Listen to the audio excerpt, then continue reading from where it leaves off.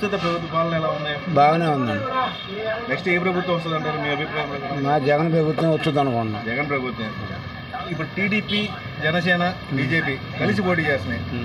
ఆ మూడు కలిసి పోటీ చేస్తున్నాయి. ఇప్పుడు జగన్ దిగిపోతారని చెప్పి చాలా మంది వాళ్ళు మూడు కలిసి పోటీ చేస్తేనే జగన్మోహన్ రెడ్డి గారికి ఇంకా 2 సీట్లు పెరుగుతాయి అంతే అంటారు. అంతే. దేని ప్రకారం? అది సంక్షేమ పథకాలు పేదవాడికి ఏ గవర్నమెంట్ ఏ ముఖ్యమంత్రి కూడా ఇవ్వాల అట్లాంటి పాలన అందించాడు ఆయన.